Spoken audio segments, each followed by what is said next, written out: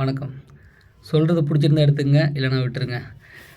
நமக்கு மேலே ஒருத்தன் இருக்கான், நம்மள விட இவன் பெரியவன் அப்படின்னு யாரையும் நம்ம நினச்சிடக்கூடாது.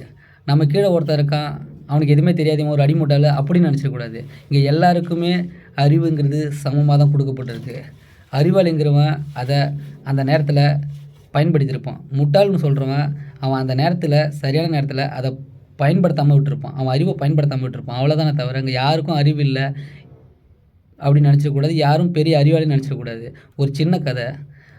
ஒரு ஊரில் மாடு வரைகிற ஓவியம் போட்டி நடத்திக்கிட்டு இருந்தாங்க. அந்த இடத்துக்கு ஒரு பெரிய அந்த ஊரோட முதலமைச்சர் அந்த நாட்டோட முதலமைச்சர் வராரு. அவர் வந்து ப்ரைஸ் கொடுக்குறதா வச்சுருந்தாங்க. நல்லா எல்லோரும் வரைஞ்சிட்ருக்காங்க ஓவியம். பெரிய பெரிய ஓவிய அறிஞர்கள்லாம் வந்து வரைஞ்சிக்கிட்டு இருக்காங்க. நல்லா சூப்பராக வரைஞ்சிட்டாங்க. அதில் வந்து பார்த்துட்டு அந்த நாட்டோட முதலமைச்சர் வந்து பார்த்துட்டு, இது நல்லாயிருக்கு, அது நல்லாயிருக்குன்னு சொல்லிட்டு அதில் ஒன்றை தேர்ந்தெடுத்து அதுக்கு ஒரு ப்ரைஸ் கொடுக்குறாரு. இந்த படம் தான் இருக்கிறதுலே தத்ரூபமாக இருக்குது. அதாவது காளை மாடு சண்டை போடுற மாதிரி அந்த ஓவியம். இதுதான் தத்ரூபமாக இருக்குது. இதுக்கு அந்த ப்ரைஸை கொடுக்கலான்னு சொல்லிட்டு செலக்ட் பண்ணிட்டாரு. செலக்ட் பண்ணி எல்லோரும் அப்படியே புகழ்ந்து அந்த பையனுக்கு ப்ரைஸ் கொடுக்கும்போது, அந்த வழியாக போன ஒரு மாடு மேய்க்கிற பையன், இதெல்லாம் ஒரு படமா? இதெல்லாம் ஒரு ஓவியமா? அப்படின்னு சொல்லிட்டு துப்பிட்டு போயிட்டான். பிடிச்சி எல்லோரும் அவனை அடிக்கிறாங்க. இந்த ஓவியத்தில் நீ என்ன குறைய கண்ட? எவ்வளோ பெரிய ஓவியர் அவன் வரைஞ்சிருக்கான். ஒரு நாட்டோட முதலமைச்சர் வந்து அவனுக்கு பரிசு கொடுக்குறாரு. சாதாரண மாடு மேய்க்கிற நீ வந்து அந்த ஓவியத்தை பார்த்துட்டு நல்லா இல்லைன்னு சொல்லி அதில் அந்த ஓவியத்தில் நீ என்ன குறைய கண்டுபிடிச்ச அப்படின்னு சொல்லிட்டு அவனை பிடிச்சி அடிக்கிறாங்க. அடித்து கேட்குறாங்க.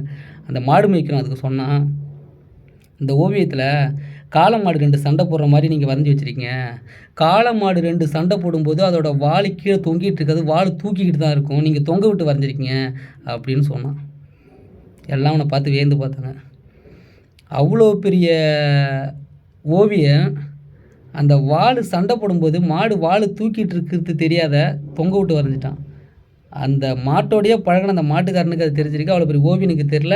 இதனால் என்ன சொல்கிறேன்னா, யாருக்கும் எதுவும் தெரிஞ்சிடாது. இவனுக்கு இது தெரியாதுன்னு யாரும் ஒதுக்கிடும் கூடாது. அந்த சாதாரண மாடு மேய்க்கணும்னு சொல்கிறேன்ல, அவன் மாடு கூடயே பழகினதால தானே அவனுக்கு தெரிஞ்சுது.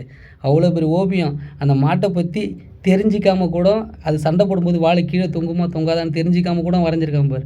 அவர் அறிவாளியா இல்லை அந்த மாடு மேய்க்கிற அறிவாளியா? இதுதான் எல்லாருக்கும் எல்லாம் தெரியும், நம்ம தான் பெரிய ஆளுன்னு சொல்லிடக்கூடாது. யாருக்கும் இது தெரியாது அப்படின்னு யாரையும் கீழே தழுத்தவும் கூடாது.